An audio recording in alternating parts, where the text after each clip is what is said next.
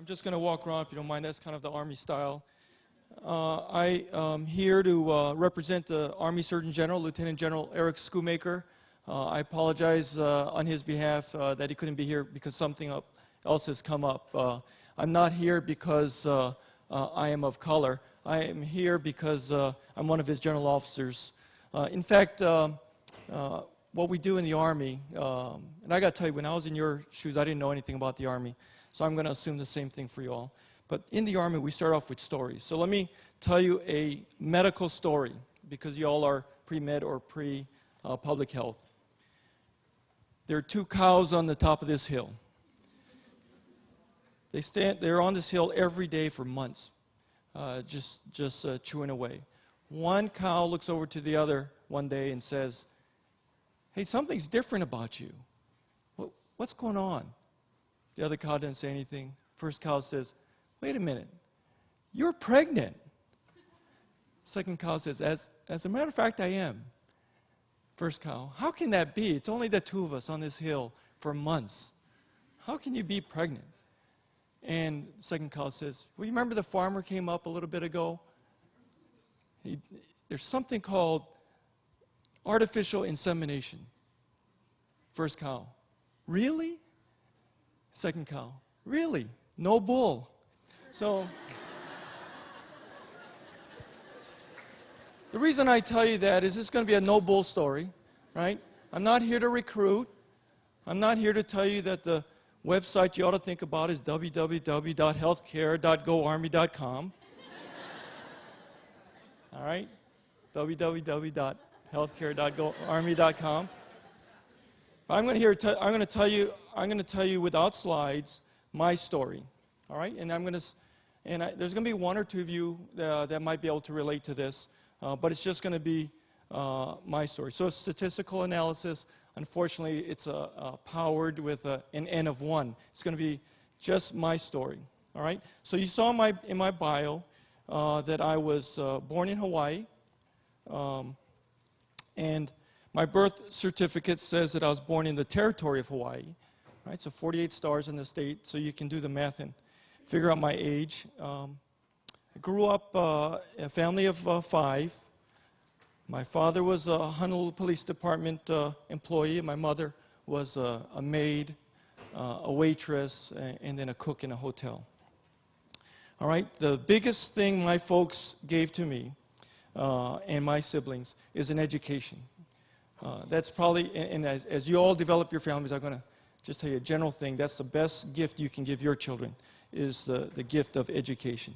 So I grew up, you know, my mom would buy a bunch of cheap material. We'd lie down, and she'd cut out something that looked like legs, sewed it up, and then that was our pajama pants. That's the kind of guy I was. But we went to a pretty good school. All right? When I grew up, I did not know I was a minority. Right? I was not a person of color. In fact, the minority group was the people of no color. So, and we would, it would be amazing to me that when I grew up in one house, never left Hawaii, and people would, our buddies who had more money went to the mainland for vacations. And we'd come back, we were 10 or so, and they would explain how white somebody was. And they said, like paper, their skin is so white. And it's, So anyway, I grew up thinking I was going to be a policeman. Actually, I thought I was going to be a garbage man because it seemed kind of cool early on. And then I was going to be a policeman because my dad was a policeman. Then at some point in school, and I was a junior, and I went to a Catholic school, so was this brother. He pulled me in his office, and he said, "It's the first time anyone's ever told me this. I come from a family where no one had gone to college, you know, and my aunts were questioning me when I was 25 or so, in that kind of questioning, why I wasn't married yet, type of questioning." So this brother said, "You know, you can be anything you want to be, anything, absolutely anything." It's like, wow, anything. Wow. I said, "I'm going to go be a dentist." right? Because I knew my dentist was a pretty cool guy. My mom told the dentist that. Next thing you know, he's taking me to lunch. He's telling me about dental school. And it went about a month or so. I thought, wow, he said anything. I'm going to be a physician. I'm going to be something. And that drove me at that point. And from Hawaii, and maybe some of you are like this, but I wanted to leave Hawaii. And I wanted to see snow, a lake, a train, things. And I got to tell you, I didn't want to go to USC or I didn't want to go to California. Nothing personal, but I wanted to see 4 seasons, because I thought that'd be kind of cool. And so, and I'm I don't want to say I'm not making this up. I worked in a pineapple cannery, and I'm old enough back. Dole was still going there, and I was. If you've ever toured it, I was a guy that touched all these pineapples and pushed them into the machine that made them into a core, a little tube, cut the little thing out of the center and cut the cores out and all. And I probably touched 40,000 pineapples every shift. And I worked a midnight shift so I could get a little differential pay. And I saved every cent of the summer. And I saved maybe $1,200. So, and my folks said they would let me go to Gonzaga. So I went to Gonzaga. $1,200 didn't pay the room and board but for 1 semester. So I couldn't afford it. And that's why I got into ROTC, because I couldn't afford school. And when I told my mom I was thinking about ROTC, she said, well, if you got to do it, join the Air Force because only dummies are in the Army. Well, they only had Army ROTC, so I was stuck. So I joined the Army ROTC. I was pre-med, a lot of core classes, and I was a math major. And I was a math major because I did the bio class in an auditorium, something like this. And I got pretty good grades, except I had 1 B in biology. And it seemed like, I don't know if they still use the term of gunners.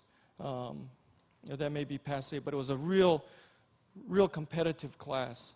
And I didn't want to do that. And you never know, right? You're all pre-med, but you never really know if you're going to get into medical school, right?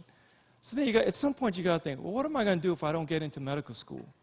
And I didn't want to be a biology teacher, right? So I figured I'd be a math teacher instead. So I did math major, ROTC, core requirements, pre-med.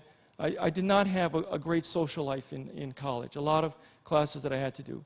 But it didn't take long for me to fall in love with the Army. That's an amazing thing for a guy who didn't know anything about the Army. I just really liked being on that team again. If you're soccer players, football players, whatever, it's pretty cool, pretty good feeling to be on a team. That whole sense of selfless service, patriotic duty, service to the country. I really like that. I'm also, this is just me, I'm Catholic. I like to know when to kneel, when to stand, is it a venial sin or a mortal sin? I like everything nice, black and white. I kind of freaked out when Vatican II, and we had to shake hands and face each other. That was okay. I'm digressing a little, but all right. So I did ROTC, and I applied for medical school. Somewhere in the middle of college, I realized I wanted to be an Army officer. I knew I wanted to be a career officer. I hoped I got into medical school, but I wanted to be a career officer. So I applied to, I don't know, a dozen schools or whatever. Right, bottom line, no matter what these guys tell you, you got to hedge your bets, right?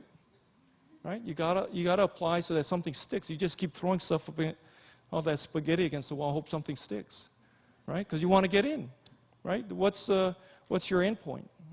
So I applied to a number of schools, figuring I'm going to apply to my state school, which was Hawaii, and then I was going to apply to a lot of private schools, and then apply to Harvards, and just in case those guys had such a reputation they could afford to take a chance on a bum like me.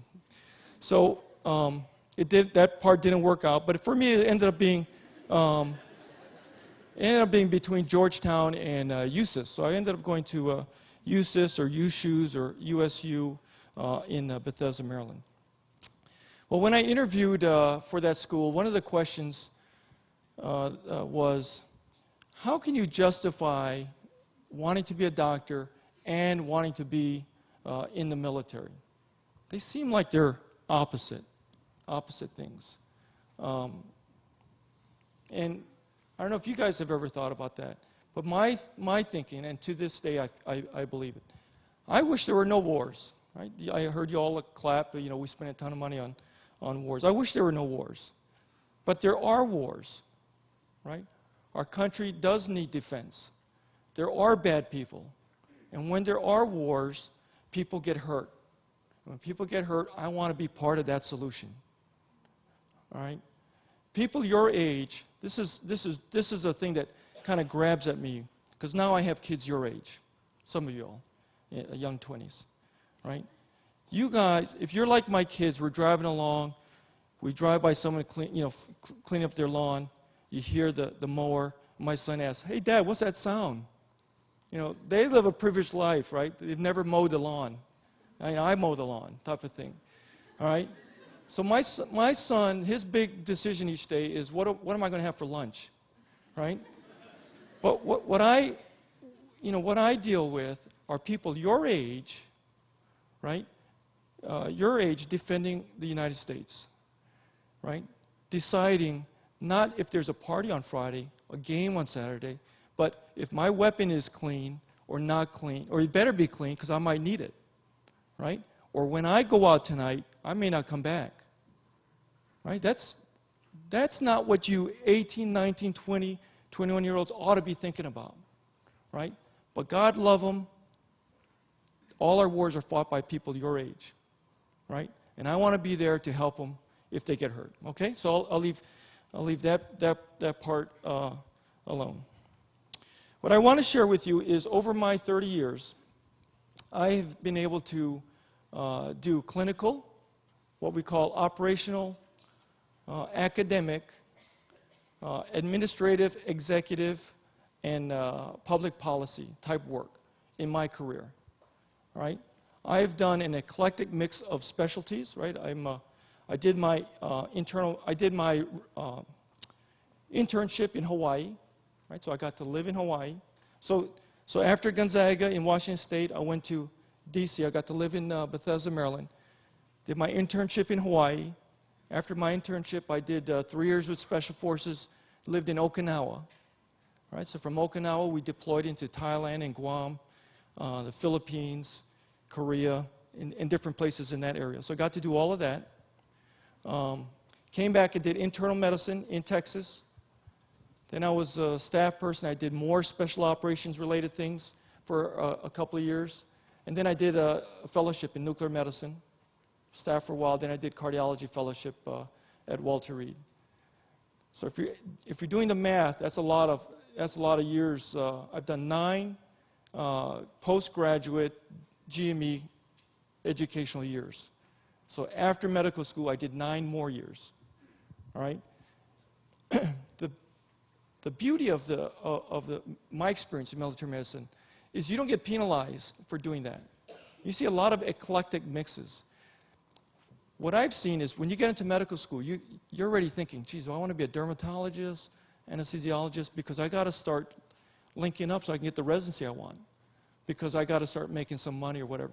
In the Army, you can kind of take your time, and you can maybe even change your mind. So I've seen endocrinologists, psychiatrists, I've seen infectious disease oncologists, I've seen general surgeon, interventional radiologists. It's kind of neat. If you like to learn, you can do a lot of different things. You don't lose your pay, by the way, every time you switch out.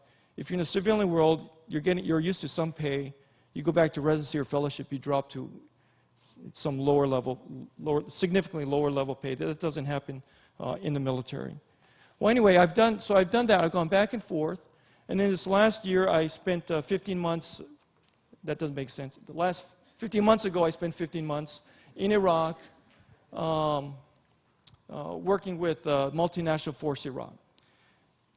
Now, I wasn't there stopping bleeding. I was at a level a little higher. I got to work with the Iraqi Ministry of Health to help build their healthcare infrastructure. To me, that was pretty cool, to help develop a country's healthcare infrastructure. So I met with the Minister of Health, Minister of the Surgeon General of their Ministry of Defense, the Deputy Prime Minister, who happened to be an orthopedist, with the WHO representative, other NGOs, with the CDC, with the Health and Human Services reps, with some other three-letter organizations, and the work there was in a counterinsurgency. The tipping point, if you haven't read that book, that's a pretty good book to Malcolm Gladwell.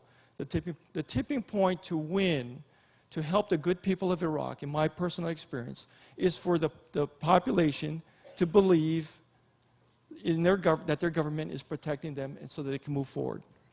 Right? You can always have a dictator crush them, and if you believe them, you're good. If not, they'll kill you. On the outside, it looks like, oh, there's nothing going on. But if you believe in freedom and democracy, right, and this country does, this country is a superpower, and it wants to have other people share freedom and democracy, that's what we went in there to do, right? I personally do not believe we went there for oil. I'm hoping that you guys are young enough, as you get older, when you guys are looking for how to spend your vacation days as a staff physician, that you'll get a chance to go to Iraq. I didn't know a lot about Iraq, but that's the birthplace of civilization, right? Garden of Eden, right? Noah, Nineveh, Jonah, the whole whale story. All that is in Iraq. Breadbasket, it's a land bridge between the Persian Gulf and the Mediterranean Sea. There are minerals, right? I didn't even talk about oil. It's an amazing place. And I felt very good helping the good people of Iraq doing that. And I can talk much more about something like that. My only point I want to tell you is that I've had a wonderful career to be able to do something different every couple of years and in a meaningful fashion. Right? There's 4 levels of happiness. Right? One is physical gains, whether it's a nice watch or ring or what have you. The other one is competition. Right? You win, therefore someone lost. Both of those are not lasting. What's lasting in happiness is your ability to contribute to something greater than yourself. And you get that in service to your country, in whatever fashion you do, or in selfless service as a physician in general. And then finally, it's if you believe in God, it's what you believe is the ultimate right thing to do. If you don't believe in God, it's what legacy you want to leave. All right? So let me just close up, because I know they're going to turn my mic off here at 12:30 and you guys are hungry. I'm very proud of the opportunity to speak to you. All right? I'm very impressed that you're here, freshman all the way up to senior. You have already demonstrated to me that you're intrigued, interested, and dedicated to selfless service. Right? You're never too young to think about your legacy, and it's never too lame to think about patriotism. Right? Military medicine gives you the opportunity to do both. There are opportunities where you can serve in your country, and the Army, Navy, Air Force, Public Health Service has possibilities to help you help pay for that. It is not a prison term. It is a great experience. And a plug for uses, I still believe the application is free, if that helps. That's another piece of spaghetti to throw up and just see what happens. More people do not have military background than do. It's been a cool experience for me. I think it could be something you should consider. I can see that you guys could do great things. No matter what, congratulations on where you are right now, and I wish you the very best in your healthcare career.